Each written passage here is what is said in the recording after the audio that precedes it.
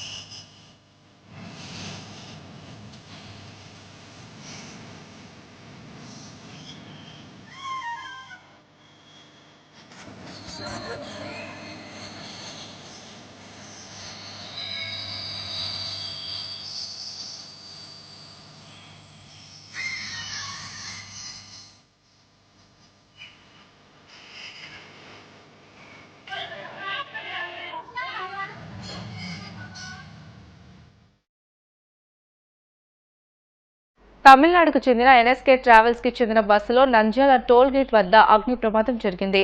తిరువన్నమలై నుంచి హైదరాబాద్ కు వస్తుండగా బస్సు టైర్ పేలి ఒక్కసారిగా మంటలు వ్యాపించాయి. మంటలు గమనించిన ప్రయాణికులు వెంటనే దిగిపోవడంతో పెను ప్రమాదం తప్పింది. ఘటనా స్థలానికి చేరుకుని అగ్నిమాపక సిబ్బంది మంటలను అదుపు చేశారు. ప్రమాద సమయంలో బస్సులో సుమారు 35 మంది ప్రయాణికులు ఉన్నట్లు పోలీసులు తెలియజేశారు. కాకినాడ సూర్య కళామందిరంలో సీతారామరాజు స్మారక కళావేదిక ఆధ్వర్యంలో సంక్రాంతి మహాలక్ష్మికి స్వర నీరాజనం కార్యక్రమం ఘనంగా నిర్వహించారు.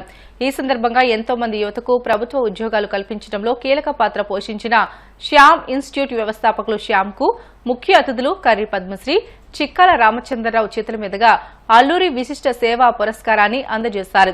ఈ కార్యక్రమంలో సంఘ గౌరవ అధ్యక్షులు కర్రి బామిరెడ్డి, ఉపాధ్యక్షులు బాపిరాజు, టీవీఎస్ రెడ్డి, రమణ, పలువురు సంఘం సభ్యులు పాల్గొన్నారు. చాలా సామాన్యుణ్ణి, నా దగ్గరికి వచ్చిన ప్రతి విద్యార్థిని ప్రభుత్వ ఉద్యోగిగా తయారు చేయడమే లక్ష్యంగా కలిగిన వాడిని. 2001 నుండి ఇప్పటి వరకు 18,000 మందికి పైగా విద్యార్థులను ప్రభుత్వ ఉద్యోగులుగా శ్యామ్ ఇన్స్టిట్యూట్ ద్వారా తయారు చేయడం అనేది నేను సంతోషంగా తెలియజేస్తున్నాను. అలాగే ఇంకా అనేక వేల మంది నిరుద్యోగులను ఉద్యోగులుగా తీర్చిదిద్ది వారి కుటుంబాలలో వెలుగులు నింపాలన్నదే నా ప్రధాన జీవితాశయంగా నేను పెట్టుకోవడం జరిగింది.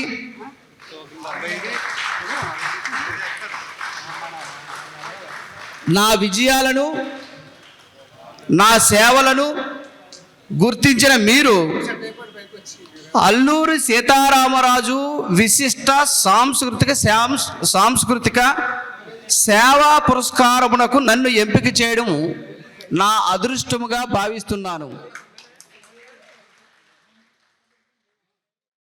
నెల్లూరులో హిందూ శ్మశాన వాటికను అభివృద్ధి చేస్తామని మంత్రులు ఆనం రామనారాయణ రెడ్డి, పొంగూరు నారాయణ తెలియజేశారు. పెద్దల పండుగ సందర్భంగా బోడిగాడి తోటలోని శ్మశాన వాటికను సందర్శించి అక్కడ సమాధుల వద్ద పెద్దలకు నివాళులు అర్పించే కార్యక్రమాన్ని ఏర్పాట్లను పరిశీలించారు. సమాధుల తోటలో పెద్దల పండుగ ఏర్పాట్లు సంతృప్తికరంగా ఉన్నాయని, గత 5 సంవత్సరాలుగా వైసీపీ ప్రభుత్వం ఈ ప్రాంతాన్ని ఏమాత్రం పట్టించుకోలేదని అన్నారు. ఈ సంక్రాంతి సందర్భంలో హిందువులకందరికీ ఒక సాంప్రదాయం ఉంది. సంక్రాంతి రోజు తమ కుటుంబంలో పెద్దలు ఎవరైనా కాలం చేస్తుంటే వారిని గుర్తు చేసుకుంటూ వారి పేరుతో పుణ్య స్నానాలు చేసి సంతర్పణలు అలాగే పూజలు చేయడం ఆనవాయితీ. అదే విధంగా అనేక దశాబ్దాల కాలంలో ఈ ప్రాంతంలో నెల్లూరు నగరానికి ముఖ్యంగా సంబంధించి ఎవరైనా చనిపోతే ఒక కులం ఒక మతం అని కాదు, ఎవరికైనా సరే వారు కాల్పులు చేసుకునే వాళ్ళు కాల్పులు చేస్తారు, పూడుపులు చేసుకునే వాళ్ళు పూడుపులు చేసుకొని సమాధులు కడతారు. చాలా కాలం దశాబ్దాలుగా కట్టి లేకుంటే ఇక్కడ వాళ్ళని సమాధి చేసి వెళ్ళిపోవడమే తప్ప మళ్ళీ ఎప్పుడైనా గుర్తు చేసుకోవాలి అని అంటే అది వాళ్ళ ఇంటి దగ్గరే చేసుకునేటువంటి పరిస్థితి. నాకు తెలిసి బహుశా 2 దశాబ్దాల నుంచి ఈ యొక్క శ్మశాన వాటికలో తమ పూర్వీకుల్ని స్మరించుకోవడానికి పెద్దలందరినీ కూడా గుర్తు చేసుకొని ఈ యొక్క సంక్రాంతి సందర్భంలో వాళ్ళకి పూజలు చేసుకోవడానికి అనేక మంది వేలాది సంఖ్యలో రావడం జరుగుతుంది. గతంలో నారాయణ గారు మున్సిపల్ మంత్రిగా ఉన్నప్పుడు ఈ ప్రాంతాన్ని అనేక విధాలుగా డెవలప్ చేశారు.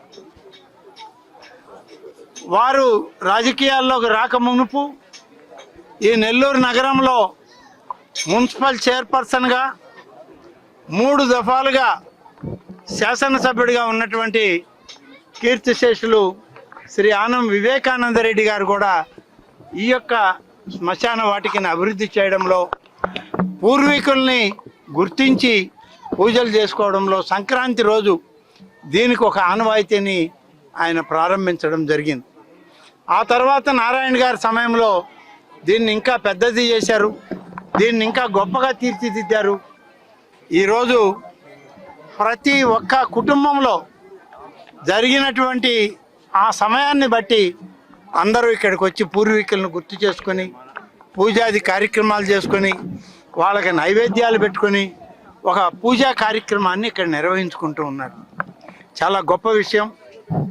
కొన్ని వేల కుటుంబాలకి ఈరోజు ఈ యొక్క ప్రాంతం ఆలవాలమైంది.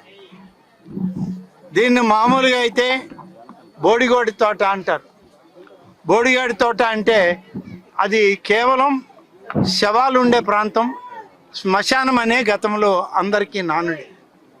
ఇవాళ అటువంటి బోడిగోడి తోటలో పుణ్య తీర్థాలకి వచ్చేటువంటి రీతిలో ఈరోజు కుటుంబాలే తరలి వస్తున్నాయంటే దీన్ని అనేక దశాబ్దాలుగా చేసిన ప్రయత్నం ఇవాళ నారాయణ గారు దీన్ని చాలా పెద్ద ఎత్తున ముందుకు కొనసాగిస్తున్నారు.